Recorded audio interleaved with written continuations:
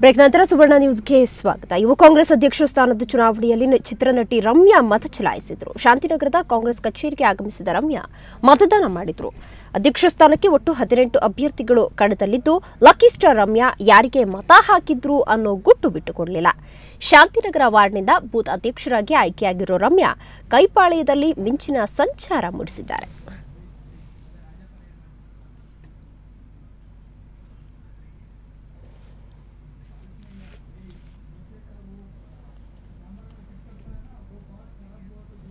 ಮನೆ ಬಗ್ಗೆ ಹೆಚ್ಚಿನ ಮಾಹಿತಿಯನ್ನು ಪಡೆಯೋಣ. ನಮ್ಮ ಪ್ರತಿನಿಧಿ ಅರವಿಂದ್ ಬಿರಾದರ್ ಈಗ ನೇರ ಸಂಪರ್ಕದಲ್ಲಿದ್ದಾರೆ. ಅರವಿಂದ್, ಇದೀಗಾಗಲೇ ಯುವ ಕಾಂಗ್ರೆಸ್ ಅಧ್ಯಕ್ಷ ಸ್ಥಾನದ ಚುನಾವಣೆಯಲ್ಲಿ ಲಕ್ಕಿ ಸ್ಟಾರ್ ರಮ್ಯಾ ಕೂಡ ಮತ ಚಲಾಯಿಸಿದ್ದಾರೆ. ಆ ನಂತರ ಮಾಧ್ಯಮಗಳೊಂದಿಗೆ ಏನ್ ಮಾತಾಡಿದ್ರು? ದಿವಸರಿ ಏನಂದ್ರೆ ಲಕ್ಕಿ ಸ್ಟಾರ್ ರಮ್ಯಾ ಅವರು ಇವತ್ತು ಸರಿಯಾಗಿ 10 ಗಂಟೆಗೆ ಇಲ್ಲಿಗೆ ಆಗಮಿಸಿ ಈ ಮುಂಚೆನೆ ಯುವ ಕಾಂಗ್ರೆಸ್ ಅಧ್ಯಕ್ಷ ಸ್ಥಾನಕ್ಕೆ ಯಾರು ಸ್ಪರ್ಧಿಸಿದ್ರು 18 ಜನ ಈ ಯುವ ಕಾಂಗ್ರೆಸ್ ಅಧ್ಯಕ್ಷ ಸ್ಥಾನಕ್ಕೆ ಸ್ಪರ್ಧಿಸಿದ್ದಾರೆ. ಸುಮಾರು 37,000 ಜನ ಏನು ಮತದಾರರಿದ್ದಾರೆ ಈ ಮತದಾನ ಮಾಡಲಿದ್ದಾರೆ. ಲಕ್ಕಿ ಸ್ಟಾರ್ ರಮ್ಯಾ ಕೂಡ ಇವತ್ತು ಬೆಳಗ್ಗೆ 10 ಗಂಟೆಗೆ ಬೆಂಗಳೂರು ನಗರ ಜಿಲ್ಲಾ ಕಾಂಗ್ರೆಸ್ ಕಚೇರಿಗೆ ಆಗಮಿಸಿ ತಮ್ಮ ಮತದಾನವನ್ನು ಮಾಡಿದ್ದಾರೆ. ನಂತರ ಸುದ್ದಿಗಾರರೊಂದಿಗೆ ಮಾತನಾಡಿದ ಅವರು, ನಾನು ಈಗ ಯಾವುದೇ ರೀತಿಯಲ್ಲೂ ಕೂಡ ಸದ್ಯದ ಮಟ್ಟದಲ್ಲಿ ವಿಧಾನಸಭೆ ಆಗಲಿ ಅಥವಾ ಲೋಕಸಭಾ ಚುನಾವಣೆಗಾಗಲಿ ಸ್ಪರ್ಧಿಸುವ ಸ್ಥಿತಿಯಲ್ಲಿಲ್ಲ. ನಾನು ಮೊದಲು ಬೂತ್ ಮಟ್ಟದಿಂದ ಯುವ ಕಾಂಗ್ರೆಸ್ಗೆ ಆಯ್ಕೆಯಾಗಿದ್ದೇನೆ. ಹೀಗಾಗಿ ಯುವ ಕಾಂಗ್ರೆಸ್ ಅಧ್ಯಕ್ಷರ ಆಯ್ಕೆ ಆದಮೇಲೆ ನನಗೆ ಯಾವ ಜವಾಬ್ದಾರಿಯನ್ನು ವಹಿಸ್ತಾರೆ ಆ ಜವಾಬ್ದಾರಿಯನ್ನು ಅರಿತು ನಾನು ಕಾಂಗ್ರೆಸ್ನ ಯುವಕರನ್ನು ಸೆಳೆಯುವ ನಿಟ್ಟಿನಲ್ಲಿ ಕೆಲಸ ಮಾಡ್ತೀನಿ ಅಂತ ಕೂಡ ಹೇಳಿದ್ದಾರೆ.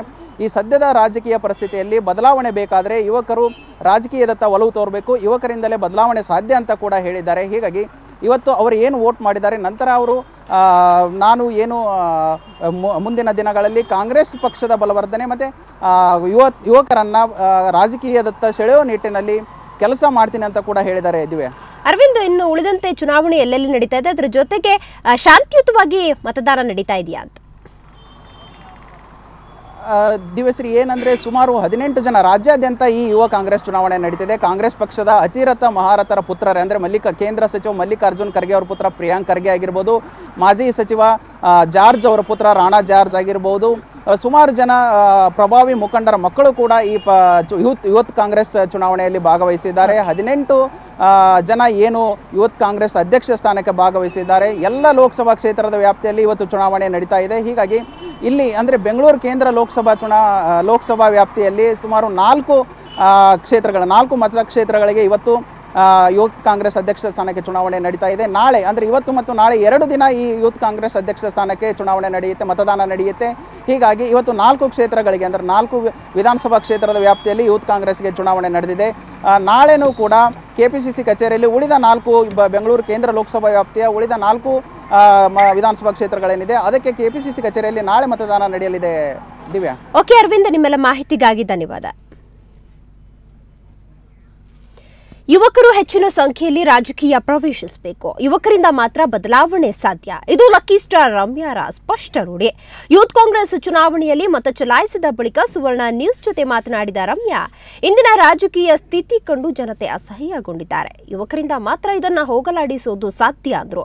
ಯಾವ ಚುನಾವಣೆಗೂ ಸ್ಪರ್ಧಿಸುವ ಯೋಚನೆ ಇಲ್ಲ ಅಂತ ರಮ್ಯಾ ಸ್ಪಷ್ಟಪಡಿಸಿದ್ರು. ನಮ್ಮ ಪ್ರತಿನಿಧಿ ಅರವಿಂದ್ ಬಿರಾದರ್ ಲಕ್ಕಿ ಸ್ಟಾರ್ ರಮ್ಯಾ ಜೊತೆ ನಡೆಸಿರೋ ಚಿಟ್ಚಾಟ್ ಇಲ್ಲಿದೆ. ಕುತೂಹಲ ಕೆರಳಿಸುವ ಯೂತ್ ಕಾಂಗ್ರೆಸ್ ಚುನಾವಣೆಗೆ ನಟಿ ರಮ್ಯಾ ಅವರು ಬಂದು ಇದೀಗ ತಾನೇ ವೋಟ್ ಮಾಡಿದ್ದಾರೆ. ಬನ್ನಿ ಅವರ ಅನುಭವವನ್ನ ಹೇಳ್ಕೊಳ್ಳೋಣ. ಮತ್ತೆ ಯೂತ್ ಕಾಂಗ್ರೆಸ್ಗೆ ಕೂಡ ಅವರು ಸ್ಪರ್ಧಿಸ್ತಾರೆ ಅನ್ನೋ ಹಿಂದೆ ಒಂದು ಸುದ್ದಿನೂ ಇತ್ತು. ಬನ್ನಿ ಇದ್ರ ಬಗ್ಗೆ ಎಲ್ಲದ್ರ ಬಗ್ಗೆ ಮಾತಾಡೋಣ. ಹೇಳಿ ಮೇಡಮ್, ಯೂತ್ ಕಾಂಗ್ರೆಸ್ಗೆ ವೋಟ್ ಮಾಡಿದ್ದೀರಾ, ಯೂತ್ ಏನು ಹೇಳಕ್ ಬಯಸ್ತೀರಾ? ಯೂತ್ ಡೆಫಿನೆಟ್ಲಿ ಆಕ್ಟಿವ್ ಆಗಿರಬೇಕು ಪಾಲಿಟಿಕ್ಸ್ ಅಲ್ಲಿ. ಯಾಕಂದ್ರೆ ಎಲ್ಲರೂ ಕರಪ್ಷನ್ ಬಗ್ಗೆ ಮಾತಾಡ್ತಾರೆ. ಅದನ್ನ ನಾವು ಬದಲಾಯಿಸಬೇಕಾದ್ರೆ ನಾವು ಪೊಲಿಟಿಕಲ್ ಪ್ರೋಸೆಸ್ ಅಲ್ಲೇ ಮಾಡಬೇಕು. ಹಾಗಾಗಿ I think it's very important. First of all youth Congress ಆಗಿ ನಾವೊಂದು ಡೆಮೊಕ್ರೆಟಿಕ್ ಎಲೆಕ್ಷನ್ ಪ್ರಾಸೆಸ್ ಮಾಡಿದ್ದೀವಿ ಇವಾಗ. ಸೊ ದಿಸ್ ಮೋರ್ ಟ್ರಾನ್ಸ್ಪೆರೆನ್ಸಿ ಆಮೇಲೆ ನಾವೇ. So I think it's a good thing. And election results ಬಂದಮೇಲೆ I think youth should get more involved in politics. ಅಲ್ಲ, ಈಗ ಏನು ವಿಷಯ ಅಂತಂದ್ರೆ ಯೂತ್ ಅಂದ್ರೆ ಪ್ರಸ್ತುತ ರಾಜಕೀಯ ಬೆಳವಣಿಗೆಗಳು ನೋಡಿ ಎಲ್ಲೋ ಒಂದು ಕಡೆ ಯುವಕರಿಗೆ ಜಿಗುಪ್ಸೆ ಬಂದಂಗೆ ಆಗಿದೆ ಇದು ಪಾಲಿಟಿಕ್ಸ್ ಮೇಲೆನೆ. ಸೊ ನೀವೇನು ಹೇಳಕ್ ಬಯಸ್ತೀರಾ ಇದು? ಐ ಥಿಂಕ್ ನಿಮಗೆ ಬದಲಾವಣೆ ಬೇಕಾದರೆ ನಿಮ್ಗೆ ಇದನ್ನೆಲ್ಲ ಚೇಂಜ್ ಮಾಡಬೇಕಂದ್ರೆ ನೀವು ಪಾಲಿಟಿಕ್ಸಲ್ಲಿ ಆಕ್ಟಿವ್ ಆಗಿರಬೇಕು, ನೀವು ಪಾರ್ಟಿಸಿಪೇಷನ್ಸ್ ತೊಗೊಳ್ಳೇಬೇಕು, ಎಲ್ಲದಕ್ಕೂ ಒಂದು ಒಪಿನಿಯನ್ ಇರಬೇಕು. ಏನಾದರೂ ಒಂದು ನಿಮಗೆ ಅನಿಸಿದ್ರೆ you have to be able to voice your opinion. So ಯುವಕರನ್ನ ನೀವು ಪಕ್ಷದ ಕಡೆ ಅಂದ್ರೆ ಕಾಂಗ್ರೆಸ್ ಆಗಿರ್ಬೋದು ಒಟ್ಟು ರಾಜಕೀಯದ ಕಡೆ ಸೆಳೆಯುವಲ್ಲಿ ನೀವೇನಾದರೂ ಪ್ರವಾಸ ಮಾಡ್ತೀರಾ ಅಥವಾ ಯುವಕರಿಗೆ ಮನವರಿಕೆ ಮಾಡಿಕೊಡುವಲ್ಲಿ ಏನಾದರೂ ಕಾರ್ಯಕ್ರಮಗಳನ್ನು ಏನಾದರೂ ಹಮ್ಮಿಕೊಳ್ತೀರಾ ಕಾಂಗ್ರೆಸ್ ಮುಖಾಂತರ ಆಗಿರ್ಬೋದು ಅಥವಾ ಏನು? ನೋಡೋಣ ಅದು ಹೆಂಗೆ ಅವರು ಡಿಸೈಡ್ ಮಾಡಿದ್ದಾರೆ ಅಂತ. ಅವಾಗ I am just a member, so ಹಾಗಾಗಿ ಅವ್ರು ಏನು ಪ್ಲಾನ್ ಮಾಡಿರ್ತಾರಂತ ನಾವು ಅದನ್ನ ಮುಂದುವರಿಸ್ತೀವಿ.